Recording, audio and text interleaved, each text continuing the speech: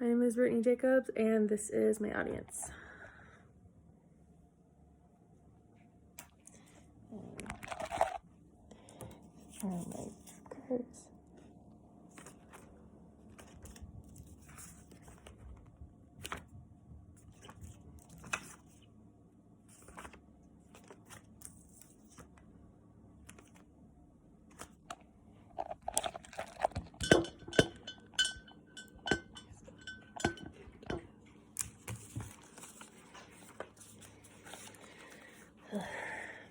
Women in India are objectively seen as two different ways.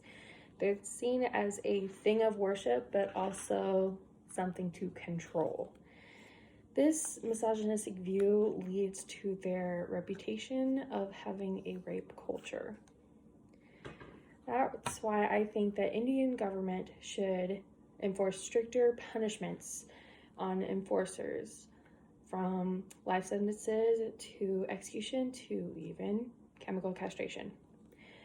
I think that with that sort of punishment, it would reduce the amount of rape cases, alleviate psychological and physical harm to survivors, as well as kind of guide their culture away from misogynistic views that are abusive and sexist. Today, I'll be providing information about the rape culture to shine a light on the problem, provide reasoning, and hopefully influence change.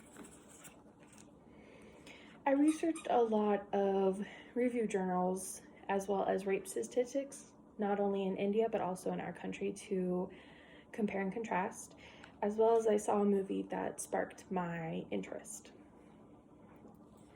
Today I'm going to talk about India's rape culture, its effects on its survivors, as well as the culture that led to India's tainted reputation.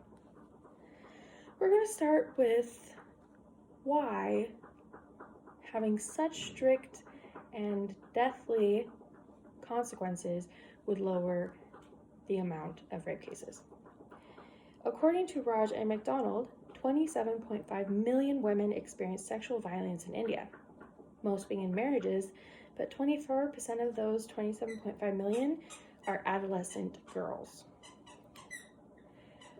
which makes India a dangerous place for mothers, daughters, and all girls alike. In an interview with Lauren Freyer, she says, open quote, India actually logs about a quarter of the annual rapes reported in the US, close quote, which means that most rape cases go unreported. Because I was a little curious about the number of how many go unreported, I decided to dig a little bit deeper.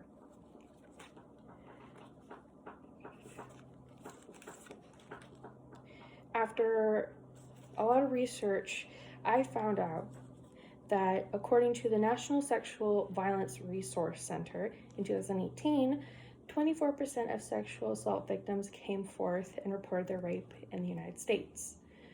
Apply that to what Freyer said, and only 6% of the millions of women in India report their rape. Why? Most likely because the women feel that they need to stay silent out of fear of the repercussions of the humiliations from society that will drag them through the mud. A lot of women who come forward about the rape or try to are socially attacked, but also attacked by officers.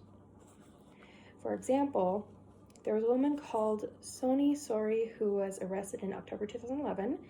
While in custody, she was verbally abused, given electrical shocks, stripped, beaten, and sexually assaulted.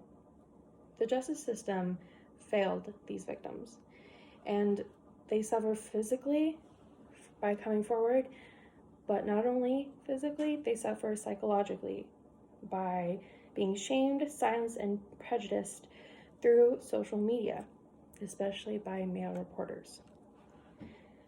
The National Women's Study talks about the psychology of rape victims by saying that almost 1/3 of all rape victims develop PTSD. 30% of all rape victims experience major depressive episodes, and 33% of rape victims contemplate seriously committing suicide. These women suffer through a misogynistic culture that is viewed as tradition.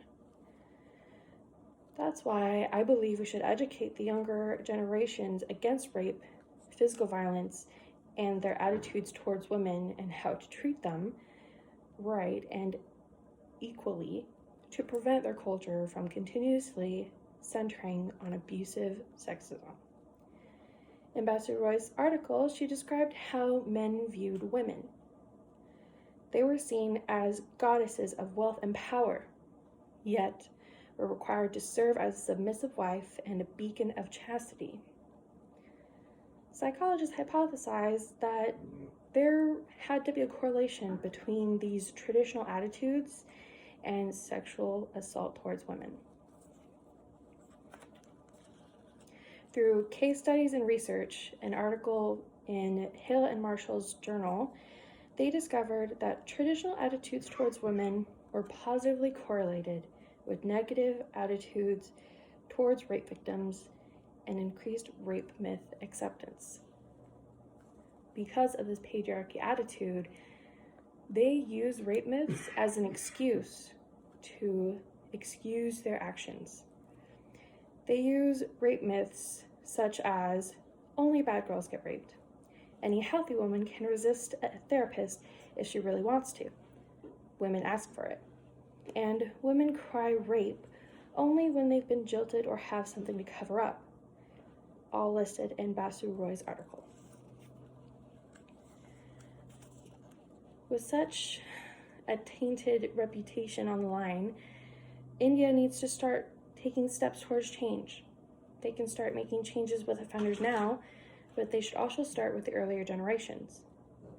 India's government should fund schools better so that they can provide sex education classes and teach about gender equality and safe sex.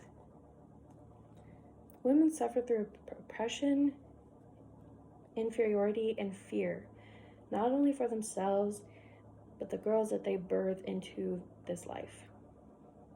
Implementing harsher penalties will create a path leading to the justice that these women deserve. Life sentences, execution, and chemical castration lower the amount of rape cases. They decrease the number of women with PTSD, major depressive disorders, and even suicides. And teaching these younger generations about gender equality can begin a butterfly effect that can prevent their future and their children's future from being shaped by the abusive misogyny and sexism that their parents were raised in.